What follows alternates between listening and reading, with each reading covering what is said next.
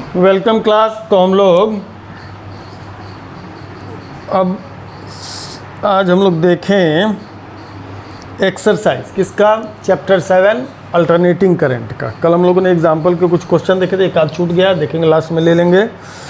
वैसे कुछ खास था नहीं, फिर भी जो आज का टाइम बच गया तो उसको हम लोग ले लेंगे। और बहुत सारे क्वेश्चन तो ऐसे हैंग होंगे जो कि हम लोग जो ऐसे करेंगे, है ना। चलिए जरा देखते हैं। Question number 1, a 100 ohm resistor is connected to 220 volt. Resistance जो है सो 100 ओम का ले करके जो आरएमएस वैल्यू ऑफ वोल्टेज है वो 220 की है। फ्रीक्वेंसी जो प्रोवाइडेड है वो 50 हर्ट्ज़ की है जो इंडिया में रहता है। What is the RMS value of the current. तो RMS value of the current जो होगा वो सीधे भी आरएमएस अपॉन आर हो जाएगा, यानी 220/100 यानी 2.2 एम्पियर हो जाएगा। इसमें कहीं कोई दो राय नहीं है। अब बी पार्ट में जाते हैं। What is the net power consumed over the full cycle. Full cycle तो एवरेज पावर का formula V R M S into I R M S. इसमें आई लिख नहीं रहे हैं, इन दोनों को V R M S I R M S को क्या कर दिया जाए, मल्टीप्लाई कर दिया जाए। तो क्या हो जाएगा, ये सीधी सी बात की जाए तो वी आर एम एस कितना है 220 इंटू 2.2। अगर मल्टीप्लाई करने के चक्कर में पॉइंट से डेसिमल ख़त्म हो गया तो 22 इंटू 22 हो जाएगा, लिटरली 22 इंटू 22 हो जाएगा। तो 4 गुना 121 हमारे ये मल्टीप्लिकेशन करने का तरीका है। 4 8 4 484 वाट। इसको मल्टीप्लाई करने का ये क्या किए हैं, दोनों में से 11 ले, 2 2 4 ले लिया, 11 11 121 करके हमने फास्ट कर लिया। ये अपना अपना मेथड होता है किसी भी चीज़ को सॉल्व करने का, ठीक है। चलिए नेक्स्ट क्वेश्चन देखते हैं।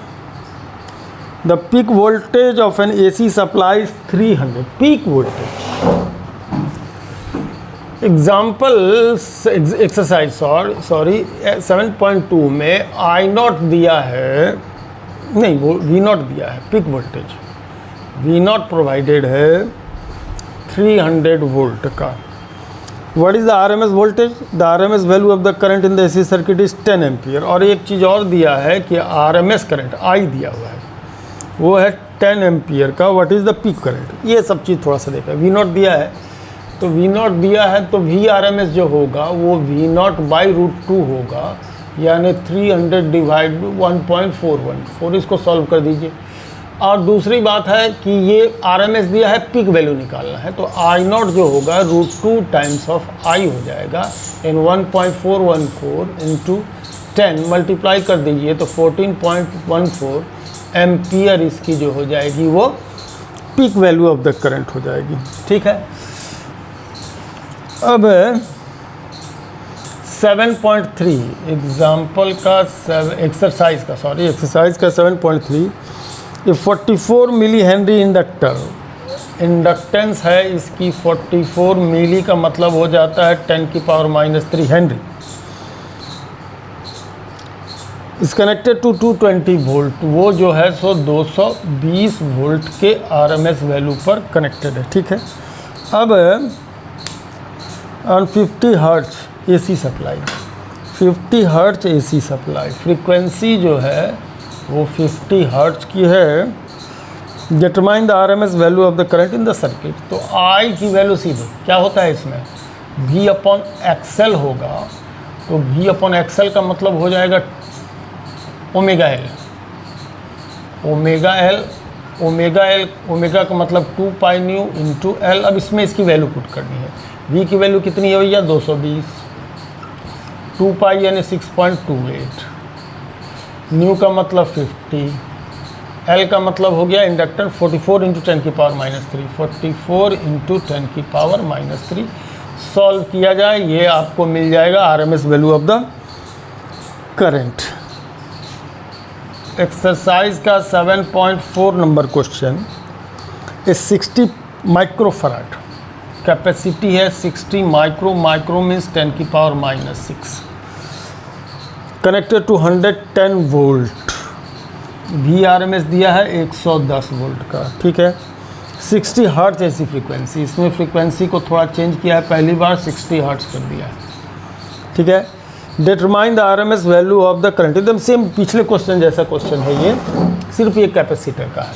तो I इक्वल टू क्या, V अपॉन XC, XC मतलब 1 अपॉन ओमेगा सी, तो ओमेगा सी इंटू वी हो जाएगा, 1 अपॉन ओमेगा सी होता है, ओमेगा सी ऊपर चला जाएगा, ओमेगा का मतलब 2 पाई न्यू, सी का मतलब सी तो सी है, इंटू वी। अब इसके वैल्यूज़ को आपको क्या करना है, रखना है, इसके वैल्यू को इसमें पुट करना है। वैल्यू पुट करने से ये बात निकल करके आपकी क्या हो जाएगी, आ जाएगी। तो वैल्यू भी मैं थोड़ा रख देता हूँ ताकि कंफ्यूज ना हो। तो 6.28, न्यू की वैल्यू 60, कैपेसिटी 60 इंटू 10⁻⁻6 और वोल्टेज जो है 110 का है। रख करके सॉल्व कर दीजिए। अब सॉल्व कर करके नहीं जैसा तो कम से कम मल्टीप्लिकेशन डिवीज़न तो स्टूडेंट के जिम्मेदारी पर है। अब क्वेश्चन नंबर 7.5 कनेक्ट कर दे रहा है, जिसका कनेक्शन 7.3 और 7.4 इजी क्वेश्चन इसलिए फास्ट फॉरवर्ड में बता रहे हैं। In exercise 7.3 and 7.4 what is the net power absorbed by the circuit over the complete cycle, explain your answer. तो इन हम सीधे पहले आंसर लिखते हैं। In either case net power 0, P net is 0, net power 0 हो जाएगा। नेट पावर 0 क्या हो जाएगा ओवर कंप्लीट साइकिल, क्योंकि इसमें जो एवरेज पावर का जो फार्मूला होता है वी आई कॉस फाई, तो फॉर इंडक्टर के लिए भी कॉस फाई की वैल्यू क्या होता है 0, और कैपेसिटर के लिए भी पावर फैक्टर क्या है 0। क्या कि एक के लिए फाई -π/2 है, तो दूसरे के लिए फाई जो है सो, क्योंकि इसमें फाई की वैल्यू π/2 होता है, -π/2, हाँ करंट -π/2, तो इसके लिए फाई की वैल्यू जो है सो +π/2 होता है ना, +π/2। इंडक्टर में ये चीज़ -π/2 आता है। लैगिंग करंट होता है, इसमें लीडिंग करंट होता है, लेकिन होता π/2 है, चाहे -cos π/2 या +cos π/2 हो, दोनों के लिए कोसाइन की वैल्यू क्या रहती है 0 रहती है। इस वजह से पावर फैक्टर चाहे इसकी बात करें, इंडक्टर की बात करें या कैपेसिटर की बात करें, दोनों ही केस में क्या हो जाएगा 0 हो जाएगा। Example 7.6, A charge 30 microfarad capacitor is connected to 25 millihenry inductor। चलिए देखते हैं। कैपेसिटर है 30 माइक्रोफराड का और इंडक्टर है 27 मिली हेनरी का। What is the angular frequency of free oscillation in the circuit. देखिए ये स्टेट ऑफ रेजोनेंस। अगर कोई कैपेसिटर को फुल चार्ज करके इसके साथ कनेक्ट कर दिया जाए इसमें, तो फ्री ऑसिलेशन होता है। फ्री ऑसिलेशन मतलब नेचुरल फ्रीक्वेंसी से ऑसिलेट करेगा। नेचुरल फ्रीक्वेंसी वो फ्रीक्वेंसी जिसमें उसकी स्टेट ऑफ रेजोनेंस आ जाए।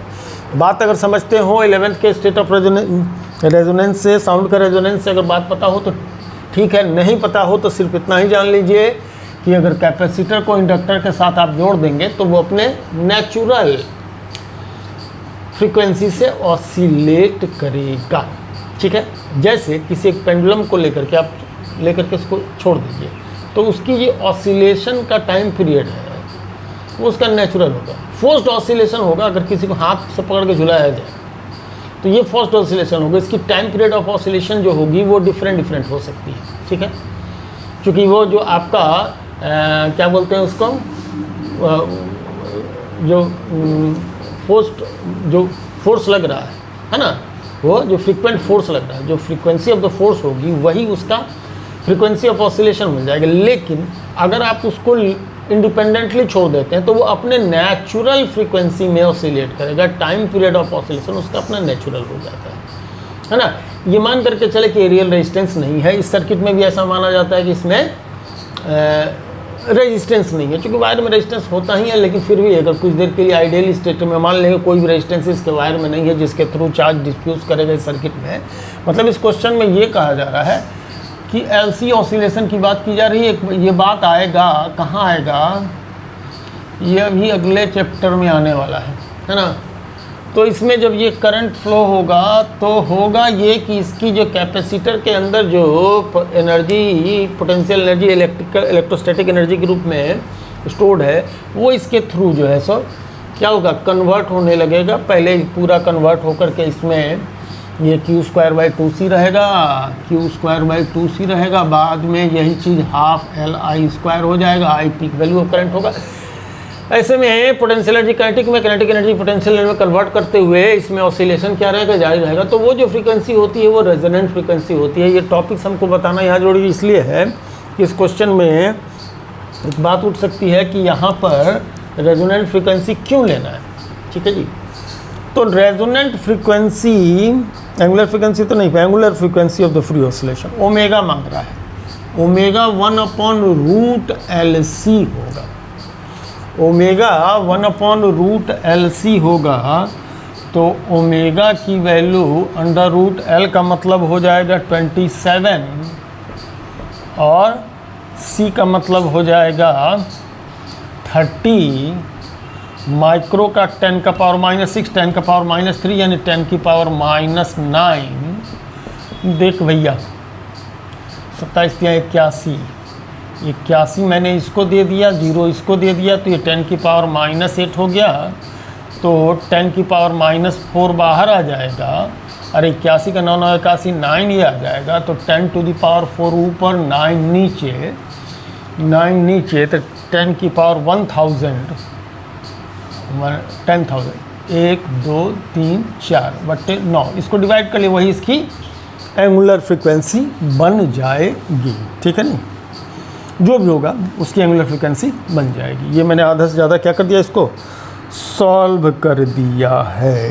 ये कौन सा देख रहे थे, 7.6, ये हम लोग देख रहे थे 7.6। अब 7.7 ऑनवर्ड्स हम लोग देखेंगे ज़रा बोर्ड क्लियर करने के बाद।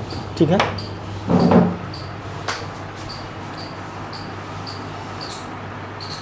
चलिए। तो एग्जाम एक्सरसाइज 7.7 में एक LCR सर्किट की बात हो रही है। चलो थोड़ा सा एक सर्किट ही बना देते हैं, है ना।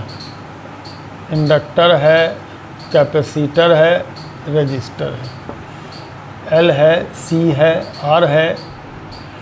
L प्रोवाइडेड है 1.5 हेनरी, C प्रोवाइडेड है 35 माइक्रोफैराड और रेजिस्टेंस प्रोवाइडेड है 20 ओम। वेरिएबल फ्रीक्वेंसी ऑफ 200 वोल्ट, जो 200 वोल्ट का इसमें एक वेरिएबल फ्रीक्वेंसी दिया जा रहा है। When the frequency is equals to natural frequency, मतलब न्यू जो हो वो क्या हो, रेजोनेंट फ्रीक्वेंसी पर चला जाए, है ना। न्यू रेजोनेंट फ्रीक्वेंसी यानी कहने का मतलब 1/2π√LC पर हो। ठीक है, तो फ्री ऑसिलेशन सर्किट। हाँ, what is the average power transfer to the circuit in one complete cycle. Average power transfer, ये इतना क्वेश्चन दे करके एक लाइन का ये क्वेश्चन है और इसको बिल्कुल अपने को क्या कर दिया है, बेवकूफ़ बनाया गया है। एक लाइन का तो नहीं कह सकते हैं, इसमें निकालना पहले का वोल्टेज तो दिया है VRMS, इसमें अपने को चाहिए IRMS। I की वैल्यू, इसमें I की वैल्यू सीधे सीधे V/R होगा, क्योंकि जब न्यू हमारा रेजोनेंट फ्रीक्वेंसी न्यू R के बराबर होगा तो Z impedance of the circuit जो होगा वो उसके रेजिस्टेंस के बराबर हो जाएगा। तो सीधे सीधे I जो होगा V/R हो जाएगा। तो जब एवरेज पावर की बात करेंगे तो VRMS इंटू IRMS, तो V इंटू IRMS V/R। तो ऐसे सिचुएशन में हम लोग सीधे सीधे V²/R ही सीधे सीधे इसका क्या हो जाएगा, एवरेज पावर हो जाएगा। तो ये जितना भी इंफॉर्मेशन 1.5 हेनरी, तो ये फलाना ढिमाका, इसका कोई मतलब ही नहीं, क्योंकि जब वो फ्रीक्वेंसी हमारे रेजोनेंट फ्रीक्वेंसी के बराबर हो जाएगा उस समय ये इंडक्टर और कैपेसिटर ये दोनों क्या होगा, एक दूसरे को इनफेक्टिव कर देगा, दोनों एक दूसरे को इनफेक्टिव कर देगा। ऐसे सिचुएशन में जो एवरेज पावर है वो बढ़ जाएगा। तो V²/R, तो इसका मतलब कि 200 का स्क्वायर बाई रेजिस्टेंस का मतलब 20। तो ऐसे में 200 का स्क्वायर का मतलब हो जाएगा 200 × 200 200 इंटू 200/20 का मतलब हो गया, इससे कट गया तो ये 10 टाइम्स, तो 2000 यानी 2 किलोवाट। इसका average power dissipation in the state of resonance जो है वो क्या हो जाएगा, 2 किलोवाट का हो जाएगा। एवरेज जो है वो हमारा 2 किलोवाट का हो जाएगा निस्संदेह। सीधे सीधे एवरेज पावर v²/r से हम लोग इसको निकाल देंगे, चूँकि z की वैल्यू r के बराबर, इम्पिडेंस रहेगा नहीं। लेना तो होता है इस तरीके से, I = v/z होता है। एक लाइन में यहाँ जोड़ दूँ, I इनफैक्ट ऐसे सर्किट में v/z हो जाता है, लेकिन चूँकि स्टेट ऑफ रेजोनेंस में z = r होगा तो ये v/r होगा। अगर स्टेट ऑफ रेजोनेंस नहीं होता फिर हमको z निकालना पड़ता, इम्पिडेंस निकालना पड़ता, तब करंट निकालना पड़ता। और करंट की वैल्यू लिटरली जो स्टेट ऑफ रेजोनेंस है उससे कम होगा। रेजोनेंस का मतलब ही होता है जब उसका एम्पलीट्यूड ऑफ करंट मैक्सिमम हो जाए। तो जब amplitude off peak value of current maximum होगा तो RMS value of the current भी क्या होगा, बढ़ जाएगा। ठीक है, अब एक्सरसाइज का 7.8, एक्सरसाइज का 7.8 फिगर LCR सर्किट है, कनेक्टेड है टू ए वेरिएबल फ्रीक्वेंसी, इतना L, इतना इतना इतना, डिटरमाइन द सोर्स। चलो यही फिगर है, फिगर यही, फिगर ये, ठीक। इसमें फ्रीक्वेंसी वेरिएबल है, वोल्टेज 230 का दे रहा है और L हमारा 5 हेनरी है, कैपेसिटी 80 माइक्रोफराड है, रेजिस्टेंस 40 ओम का है। तो question number 8, determine the source frequency which drives the circuit in resonance. फिर कहानी एक ए नंबर बात में, अगर रेजोनेंट फ्रीक्वेंसी की बात करते हैं तो 1/2π√LC होगा। ठीक है, determine the source frequency which drives the circuit in resonance. ठीक है, तो सोर्स फ्रीक्वेंसी 1/2π 6.28 ये हो गया L और C। L का मतलब 5, C का मतलब 80, 8 × 40, 400 तो ये हो गया, इंटू 10⁻⁻6 हो गई, तो 1/6.28, 400 का 20, 400 का 20, 10⁻⁻6 का 10⁻3, ठीक है, 10⁻3 10⁻+3 बन के ऊपर गया, यानी 1000 ऊपर गया। 20 × 6.28, तो 20 से ये 105 टाइम्स यानी 50 डिवाइडेड कितना 6.28, 50 डिवाइडेड 100.628, तो 50 को अगर डिवाइड करते हैं 6.28 से तो लिटरली कितना आएगा। चलिए इसको लगाना पड़ेगा, काहे कि इस्तेमाल करना पड़ जाएगा, इसको मिटा लेंगे हम लोग। 6.28 तो 628,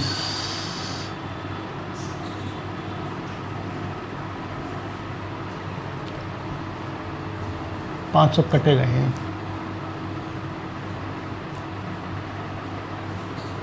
तो 5000 लेंगे।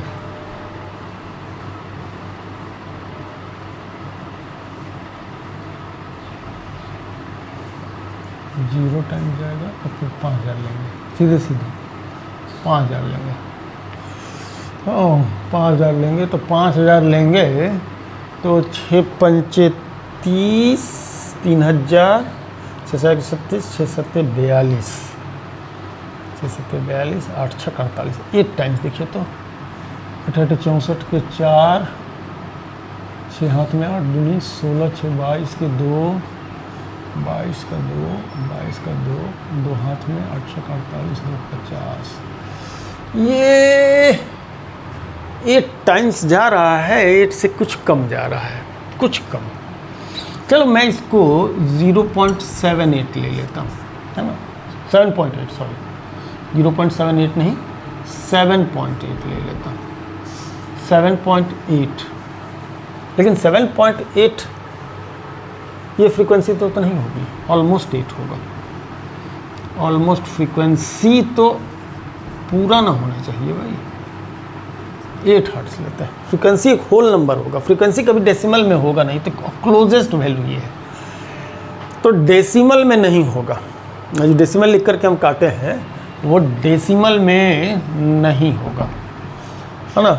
8 टाइम्स ये ऑलमोस्ट जाएगा, तो 8 हर्ट्ज इसकी फ्रीक्वेंसी ले ली जाए, है ना।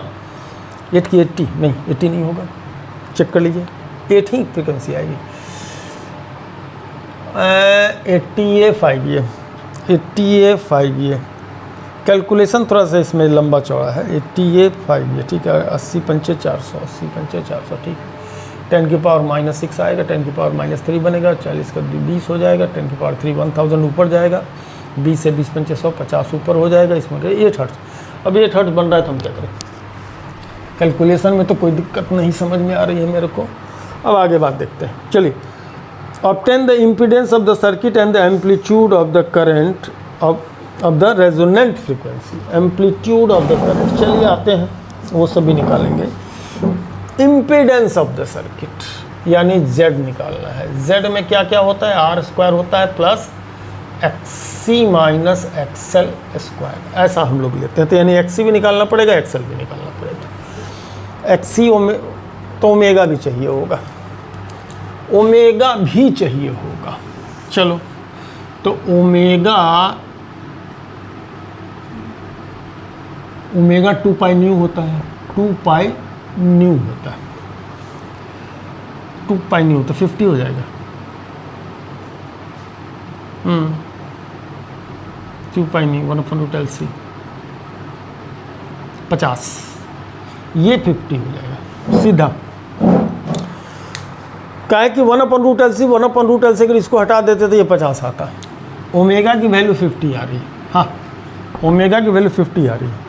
Angular frequency obtain the impedance, omega 50 आ रहा है बी नंबर पार्ट में, तो ओमेगा 50 आ रहा है, तो अपने को XC 1/ωc होता है, 1/50 इंटू C का मतलब ये हो गया 80 इंटू 10 टू द पावर -6, तो 8 पंचे 40, 400, 4000 हो गया, 4000 हो गया। ऊपर में चला जाएगा 10 की पावर 6, तो 3 0 से 3 0 कट गया, तो 10 की पावर 3/4 10 की पावर 3000/4 था 250 ओम XC हो गया। XL की बात करें तो ओमेगा L, ओमेगा का मतलब 50, L का मतलब हो गया कितना 5, तो कितना हो गया 25, वाह, दोनों सेम, XC भी सेम है, XL भी सेम है, XC और XL सेम है, तो ऐसे ही स्टेट ऑफ रेजोनेंस हो गया। ये तो रेजोनेंट फ्रीक्वेंसी ही निकल गई भैया। अब तो रेजोनेंट फ्रीक्वेंसी तो निकालना था, रेजोनेंस, हाँ ठीक है। तो रेजोनेंट फ्रीक्वेंसी दोनों की वैल्यू सेम है, हाँ ठीक तो है। बेमतलब हम कंफ्यूज क्यों हो रहा है कि दोनों की वैल्यू सेम है। अरे भैया ये रेजोनेंट फ्रीक्वेंसी तो निकाले 1/2 π√10LC, यही तो है रेजोनेंट फ्रीक्वेंसी, तो है ना। तो वो 50 है, दोनों 250 होगा, तो दोनों 250 होगा। Obtain the impedance circuit and amplitude impedance Z = R। तो ये मैं थोड़ा देर के लिए एक मैथमेटिकल दिमाग आ जाता है ना, और उसके तरफ भाग जाता है। एक्चुअल में ZR होगा जब स्टेट ऑफ रेजोनेंस, जब आपने रेजोनेंट फ्रीक्वेंसी निकाला है तो उस समय Z तो R हो जाएगा, क्योंकि 250 वहाँ 250 यहाँ रखेगा 0 होगा, क्योंकि आपने निकाला रेजोनेंट फ्रीक्वेंसी है। यानी impedance of the circuit Z = R यानी 40। ये कुछ देर पहले मैं ही बताया हूँ, लेकिन कुछ टाइम के लिए क्या है कि हम खुद ही दिमाग से भटक गए हैं, ऐसा कुछ भी हो सकता है। और ये भी पूछ रहा था amplitude of the current at the resonant frequency, amplitude of the current, ये जो 220 वोल्ट दिया है, तो इसमें VRMS आप निकाला हुआ है, VRMS दिया हुआ है, तो आप इसका V0 निकालना चाहते हैं। अगर V0 निकालना चाहते हैं, चूँकि इसी से हमारा I0 भी निकलेगा, V0 निकालना चाहते हैं तो √2 टाइम्स ऑफ V हो जाएगा, तो 1.414 इंटू 230, तो 230 में 1.414 अगर मल्टीप्लाई करते हैं तो कितना आएगा।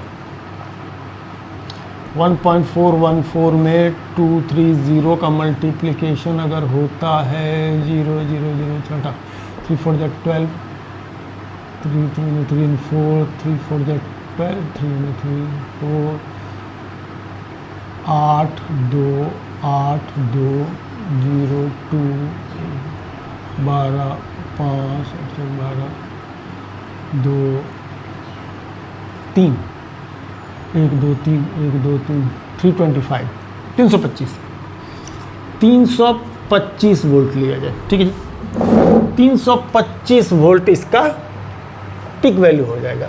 तो आई नॉट जो हो जाएगा वो वी नॉट बाई आर लेंगे, यानी 325 डिवाइडेड 40, 325 डिवाइडेड 40, तो ये 8 से कटेगा और ऊपर में कटेगा किससे, 8 पंचे 40, 8 5 से कटेगा, 8 पंचे 40 और 5 से 5 36, 2 हाथ में 65, 65 बराबर 64, 64.1, 8.1 समथिंग एम्पियर करंट जो होगा उसका peak value of the current होगा।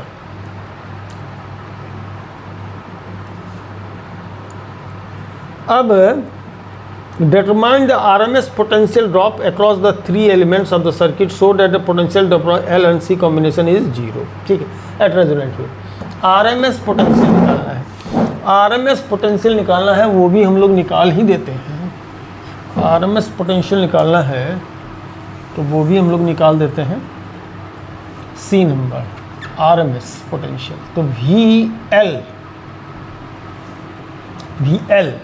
VL हो जाएगा IXL, है ना। RMS कितना होगा, तो RMS तरह से निकाल लीजिए। RMS VRMS दिया हुआ है ना, 230/R हो जाएगा, V/R यानी 230 डिवाइडेड 40, 0 0 कैंसिल, 4 पंचे 20, 4 पंचे 20 और फिर बचेगा 30, 4 सब चुके 28, बचेगा 28। एक्सेल कितना है, 250 है, 250 है, 5.7 इसको रखने दो, 23/4 ही रहने दो, 23/4 ही रहने दो। तो VL आपका, चूँकि I का मतलब 23/4 इंटू कितना, XL का मतलब 250, तो ये 4 से इसको डिवाइड कर दीजिए, 4 से डिवाइड कर दीजिए तो 125 का आधा, 125 का आधा 62.5, जो भी आएगा आंसर होगा। VC भी इतना ही हो जाएगा, VC भी निकालने की कोशिश करेंगे तो VC भी इतना ही आएगा। IXC चूँकि दोनों ही सेम है, VC IXC होगा, XC भी उतना ही है, तो ये भी उतना ही आएगा, 23 × 62.5। सो क्या करना है दिखा रहे। फिर VR के विषय में करते हैं। VR में अगर हम जाते हैं 3 एलिमेंट्स, हाँ VR की बात करते हैं तो वो सीधे IR होगा। I का मतलब हो गया 23/4 इंटू R का मतलब 40, तो 4 से कट जाएगा 10, तो 230 वोल्ट। VR 230 वोल्ट होगा। देखिए यही वैल्यू आना भी था, ऐसा नहीं था कि ये नहीं आना, 230 ही आना है, क्योंकि एक्चुअल में क्या हो रहा है कि कैपेसिटर वोल्टेज और इंडक्टर वोल्टेज दोनों सेम होंगे, दोनों अपोजिट फेज में रहते हैं, तो ये दोनों वोल्टेज रेजोनेंट स्टेट में एक दूसरे को क्या करता है, कैंसिल भी कर देता है। तो VR को आना ही है 230, चूँकि 230 ही effective RMS value of the voltage है। तो जो भी वोल्टेज सोर्स देगा वो सीधे रजिस्टर के क्रॉस चल जाएगा। कैपेसिटर और इंडक्टर के क्रॉस का वोल्टेज एक दूसरे को क्या कर देता है, कैंसिल कर देता है, किसमें, इन द स्टेट ऑफ रेजोनेंस में, ठीक है जी। तो एक न्यूमेरिकली देखने का तरीका हो गया और उस कॉन्सेप्ट को और स्ट्रॉन्ग करने का एक नज़रिया हो गया, अदरवाइज कुछ था नहीं उस न्यूमेरिकल में, ठीक है जी। इसको हटाएं, इसके बाद फिर देखते हैं क्या करना है।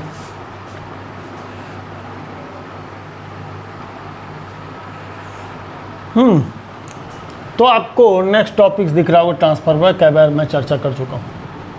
तो ट्रांसफार्मर शब्द से तो सब कोई वाकिफ़ होंगे, ताकि बहुत जगह लोग ट्रांसफार्मर देखे होंगे, रास्ते चलते हुए देखे होंगे, ट्रांसफार्मर लगा हुआ रहता है, उससे डोमेस्टिक सप्लाई जाता है, या फिर बहुत सारे इक्विपमेंट है जिसके अंदर ट्रांसफार्मर लगा। ट्रांसफार्मर का काम क्या है, तो ट्रांसफार्मर का काम है लो वोल्टेज को हाई वोल्टेज या हाई वोल्टेज को लो वोल्टेज करना, यानी वोल्टेज को रेगुलेट करना। ट्रांसफार्मर का क्या काम है, to regulate voltage.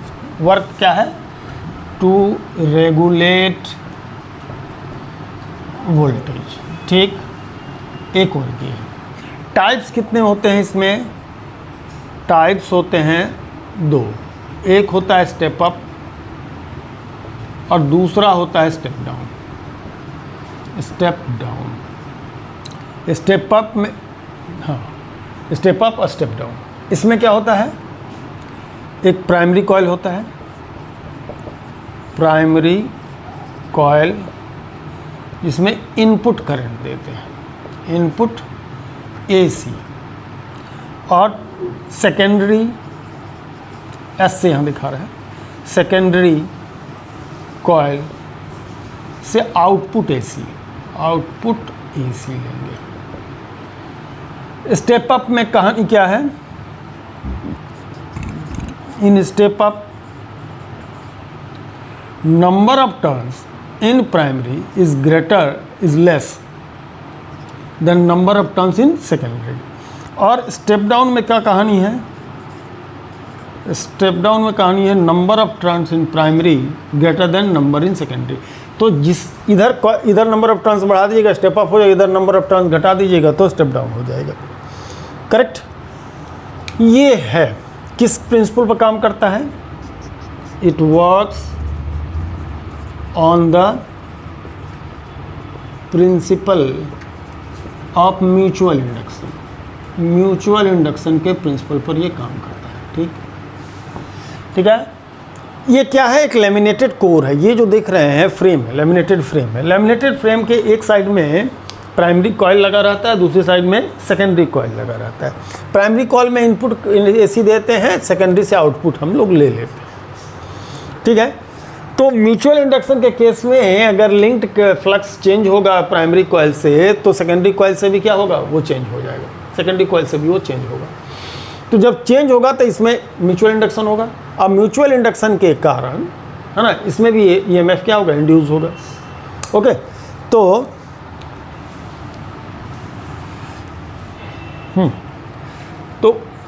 Induced EMF in primary coil ये minus N P D five by D T आएगा, D five by D T होगा। वहीं पर सेकेंडरी में ये minus N S D five by D T होगा। अब क्यों, चूँकि पर टर्न, हर टर्न में, एक टर्न के अंदर, एक कॉइल के अंदर जो इंड्यूस्ड ईएमएफ होगा वो कितना होगा, D five by D T. N turns है तो N D five by D T total induced EMF किसी भी कॉइल में, प्राइमरी या सेकेंडरी। तो यहाँ पर हम लोगों ने प्राइमरी में induced EMF N D five by D T, N P D five by D T, और सेकेंडरी में N S D five by D T होगा, ये होगा, है ना। चूँकि per turn D five by D T rate of flux, जो जितना लिंक्ड इससे उतना ही लिंक्ड इससे होगा, जितना लिंक्ड इससे उतना ही लिंक्ड इससे होगा। तो अगर हम लोग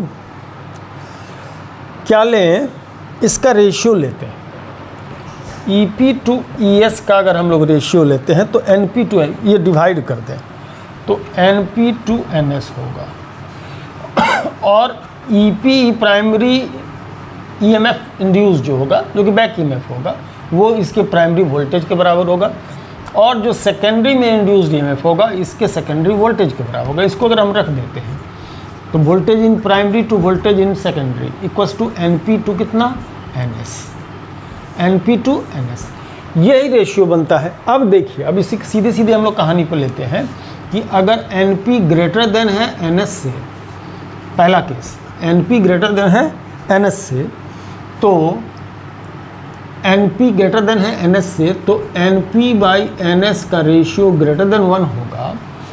इसका मतलब VP बाई VS का रेशियो ग्रेटर देन 1, तब voltage in primary voltage in secondary, यानी सेकेंडरी का वोल्टेज प्राइमरी से कम होगा तो स्टेप डाउन हो गया, ये स्टेप डाउन हो गया, है ना। दूसरी सिचुएशन में जाते हैं, अगर NP लेस देन NS हुआ तो NP by NS less than 1 होगा। तो ऐसे में, अच्छा, उल्टा रिलेशन ले रहे हैं, चलिए इसको हम लोग सीधा कर लेते हैं तो ज़्यादा सही रहेगा। सीधा डिवीजन लीजिए तो समझने में ज़्यादा बेहतर होगा। उल्टा कर लिए हैं,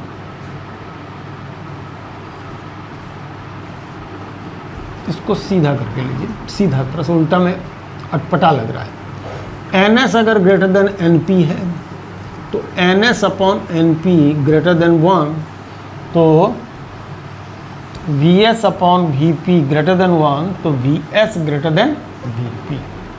वी एस उल्टा पुल्टा करने की जरूरत नहीं पड़ती, पहले से E S by E P लेंगे तो ऐसा ही आएगा, यानी तो ये स्टेप अप हो जाएगा, ये स्टेप अप हो जाएगा। मतलब सेकेंडरी में नंबर ऑफ टर्न्स अगर प्राइमरी कंपेरिजन में ज़्यादा ले रहे हैं तो ये क्या करेगा, वोल्टेज को बढ़ा देगा। अब वहीं पर अगर हम लोग N S number of turns in secondary कम ले ले एन पी से, तो N S upon N P less than 1 होगा, N S upon N P less than 1 होगा। और जब N S upon N P less than 1 होगा तो V S upon V P भी लेस देन 1 होगा, तो V S less than V P, तो ये स्टेप डाउन हो जाएगा। ये क्या हो जाएगा, स्टेप डाउन हो जाएगा, है ना। तो इस तरीके से हम वोल्टेज को क्या कर सकते हैं, ट्रांसफार्मर का कंस्ट्रक्शन के हिसाब से वोल्टेज को अप या डाउन कर सकते हैं। कुछ में तो ऑटोमेटिक भी होता है जो खुद ब खुद जो है सो वोल्टेज को उसमें स्टेबलाइज करने का कुछ इक्विपमेंट लगा रहता है कि वो खुद से अपना नंबर ऑफ टर्न्स सेलेक्ट कर लेगा कि कितना नंबर ऑफ टर्न्स हम सेकेंडरी में रखें ताकि आउटपुट हमको स्टेबल मिल पाए।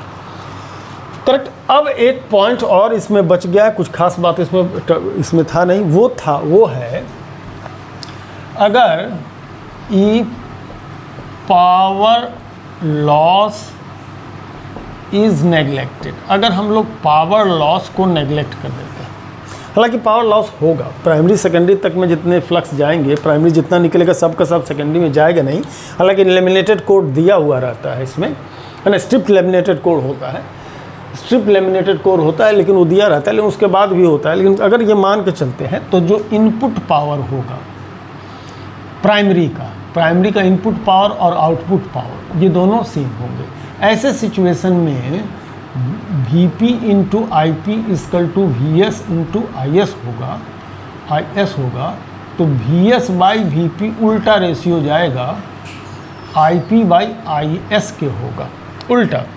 मतलब ये होगा, अब जरा से इस पूरे रिलेशन को लीजिए कि जो N S upon V S upon V P, V S upon V P, V S upon V P होगा N S upon N P, यहाँ उल्टा हो जाएगा I P by I S की। मतलब ये कि जिधर का वोल्टेज बढ़ेगा उधर का करंट घट जाएगा। स्टेप अप ट्रांसफार्मर में हम लोग क्या करते हैं, वोल्टेज को बढ़ा दिए, लेकिन करंट को क्या कर देते हैं, घटा देते हैं, क्योंकि एक्स्ट्रा पावर तो कहीं से आ नहीं रहा है ना, पावर तो जो दे रहे हैं वही ले रहे हैं। तो जब पावर आप सेम ले रहे हैं तो अगर वोल्टेज बढ़ा रहे हैं तो करंट क्या हो जाएगा, ऑटोमेटिकली घट जाएगा।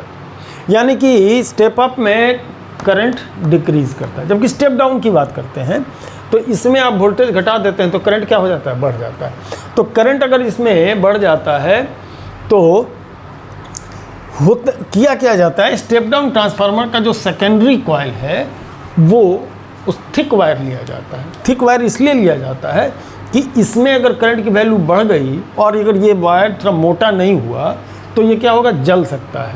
तो ऑलवेज स्टेप डाउन ट्रांसफार्मर का जो सेकेंडरी कॉइल होता है वो थिक रहता है, माने जिधर नंबर ऑफ टर्न्स ज़्यादा रहेंगे वो मोटा रहेगा। अगर ट्रांसफार्मर को आप खोल करके देखेंगे तो आप एक चीज़ नोटिस कीजिएगा कि जिधर नंबर ऑफ टर्न्स कम दिया रहता है उधर का वायर थिक रहता है। इसमें भी प्राइमरी में थिक वायर होगा, ये भी थिक वायर होगा। नंबर ऑफ टर्न्स जिधर कम होगा उधर जो है सो वायर को थिक बनाया जाएगा, क्योंकि उसमें करंट की वैल्यू ज़्यादा होगी, करंट का वैल्यू ज़्यादा रहेगा, है ना। जबकि सेकेंडरी पतला बनाया जाता है, क्योंकि उसमें करंट की वैल्यू कम होती है, वोल्टेज क्या होता है, ज़्यादा हो जाता है। तो सम टोटल ये कुछ कहानी थी हमारे किसका, ट्रांसफार्मर का। अब इससे रिलेटेड कुछ बातें, कोई क्वेश्चन तो था नहीं, तो इस टॉपिक्स को हमने सबसे क्या किया, लास्ट में रख दिया। अब जो कल से जो बातें आएंगी, अब इसमें एडवांस क्वेश्चन हम पिकअप करेंगे, 2-3-4 वीडियो एडवांस क्वेश्चन के बनाया लिया जाएगा। पूरा तो नहीं, एडवांस में तो बहुत सारे टॉपिक्स हैं, लेकिन फिर भी कुछ न कुछ तो लिया ही जाएगा, ठीक है ना। तो आज की कहानी इतनी रहने देते हैं, ओके।